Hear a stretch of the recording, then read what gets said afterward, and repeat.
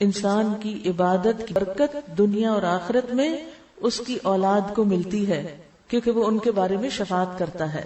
اس کی اولاد کے جنت میں بھی درجے بلند کیے جائیں گے تاکہ انسان اپنی اولاد سے آنکھوں کی ٹھنڈک پائے. قرآن مجید میں آتا ہے نا کہ ہم ان کی اولاد کو بھی ان سے ملا دیں گے، الحقنا بہم ذریتہم. کیونکہ انسان اس وقت خوش ہوتا ہے جب اس کے بچے، اس کی اولاد اس کے ساتھ ہو کسی بھی خوشی کے مقام پر. لیکن یہاں جو اصول ہے وہ یہ ہے کہ والدین کی نیکی کا اولاد کو لازمی فائدہ ملتا ہے. پیرنٹنگ کا ایک بہت بڑا اصول، بچوں کو نیک دیکھنا چاہتے ہیں خود نیک بن جائیں. بچے آپ کے طریقے پہ چلیں گے اور آپ کی نیکی کے اثرات ان تک پہنچیں گے. تو جب بچے ستائیں، جب بچے پریشان کریں، نیک راستے پر نہ آئے تو دیکھیں ہم نے تو اس عمر میں کوئی غلط کام نہیں کیے، ان پہ توبہ کریں.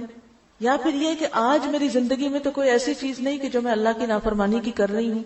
کیونکہ جب انسان اللہ کی نافرمانی کرتا ہے تو اللہ سبحانہ وتعالیٰ ان لوگوں کو جو اس کے ماتحت ہوتے ہیں اس کا نافرمان کر دیتا ہے. اور اگر انسان نیک ہوتا ہے تو صرف زندگی میں نہیں، مرنے کے بعد بھی اس کی اولاد کی حفاظت کی جاتی ہے. کسی کا کہنا ہے کہ جب بھی میں کسی سلجھے ہوئے نوجوان کو دیکھتا ہوں، خوشحال انسان کو، تو مجھے یقین ہو جاتا ہے کہ ضرور اس کا باپ صالح اور نیک ہوگا. کیونکہ قرآن مجید میں آتا ہے وَكَانَ أَبُوهُمَا صَالِحًا، کہ ان کا باپ نیک آدمی تھا. تو باپ جب نیک ہوتا ہے تو اولاد کو دنیا میں بھی اس کا فائدہ ہوتا ہے. ڈاکٹر نبیل عوضی کہتے ہیں کہ جب مجھے نوافل کی ادائیگی میں سستی اور کاہلی ہونے لگتی ہے، یعنی میں ذرا سست پڑ جاتا ہوں، نفل چھوڑ دیتا ہوں، تو مجھے میرے بیٹے اور دنیا کی پریشانیاں یاد آ جاتی ہیں کہ کہیں نوافل کی ادائیگی میں میری سستی اور کاہلی میری اولاد کی پریشانیوں کا سبب نہ بنے. یعنی اگر میں نے عبادت میں کوتاہی کی تو کہیں ایسا نہ ہو کہ اس کا وبال میرے بچوں پر بھی پڑے. ابن مسیب کہتے ہیں اے میرے بیٹے، بے شک میں تیرے فائدے کی خاطر اپنی نماز کی رکعتیں زیادہ کر دیتا ہوں، اس امید پر کہ تمہارے بارے میں میری حفاظت کی جائے گی، یعنی مجھے تمہاری طرف سے پریشانی نہیں آئے گی. پھر اس آیت کی تلاوت کرتے وَكَانَ أَبُوهُمَا صَالِحًا، کہ ان کا باپ نیک تھا. میں اپنی عبادت اس لیے زیادہ کرتا ہوں تاکہ اللہ میری عبادت کو قبول کر کے کل تجھے بھی نیک بنائے. عبداللہ بن مسعود رضی اللہ عنہ جب رات میں نوافل ادا کرتے تو اپنے چھوٹے بچے کو سویا ہوا دیکھ کر کہتے من اجلک یا بنیا، اے میرے بیٹے یہ تیرے مستقبل کے لیے ہے. اور روتے ہوئے اللہ تعالیٰ کے اس قول وَكَانَ أَبُوهُمَا صَالِحًا کی تلاوت کیا کرتے تھے. یعنی یہ چیز ان کو موٹیویٹ کرتی تھی کہ اپنے بچوں کی خاطر میں خود نیک بن جاؤں. آج آپ دیکھیں بہت سی مائیں اپنے بچوں کی اخلاقی بگاڑ کی وجہ سے پریشان ہوتی ہیں یا دین سے دوری کی وجہ سے. اخلاقی طور پہ بہت اچھے ہیں لیکن دین سے دور ہیں، نمازوں کی پابندی نہیں ہے اور کچھ گڑبڑ کرتے ہیں کمائی میں یا کسی اور چیز میں. تو ایسے میں کیا کریں؟ صدقہ کریں اس نیت کے ساتھ کہ اللہ اس کے بدلے مجھے اور ان کو تزکیہ عطا کر دے. ایک اور شخص تھا جس کے پاس اتنا مال نہیں تھا کہ وہ کچھ صدقہ کر سکتا، یعنی ہاتھ تنگ تھا اس کا، بس بمشکل سے ہینڈ ٹو ماؤتھ جس کو کہتے ہیں وہ تھا.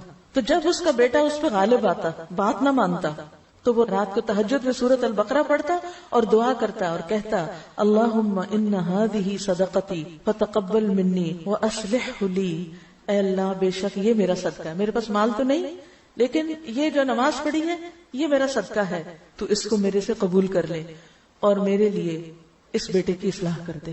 کتنا بہترین نسخہ ہے. عام طور پر بچوں کی تربیت کے بہت اصول بتائے جاتے ہیں، مگر یہ جو قرآن ہمیں اصول بتاتا ہے اور گہری حکمت کی باتیں یہ ہماری نگاہ سے پوشیدہ ہوتی ہیں. تو جب بچوں کی طرف سے پریشان ہو تو صدقہ کر کے ساتھ دعا کریں، اس نیت کے ساتھ صدقہ کریں اور دوسرے بچوں کے ساتھ خیر و بھلائی کے کام کریں. انشاءاللہ آپ کی اولاد کو بھی اللہ سدھار دے گا. اسی طرح ایک شخص تھا کہ جب اس کا کوئی بیٹا اخلاقی طور پر بگڑ جاتا، یعنی کوئی غلط کام کرتا، تو وہ شخص صدقہ کرتا، لوگوں کو کھانا کھلاتا اور کہتا خذ من اموالہم صدقۃ تطہرہم وتزکیہم بہا، کہ ان کے مالوں میں سے صدقہ لیجئے، اس کے ساتھ آپ انہیں پاک کریں اور انہیں صاف کریں. تو گویا صدقہ جو ہے وہ انسان کے گناہوں کا کفارہ بنتا ہے. اللہ کے راستے میں دینا، بخل سے نکلنا انسان کو خود بھی فائدہ دیتا ہے اور اولاد کی بھی بھلائی کا ذریعہ بنتا ہے.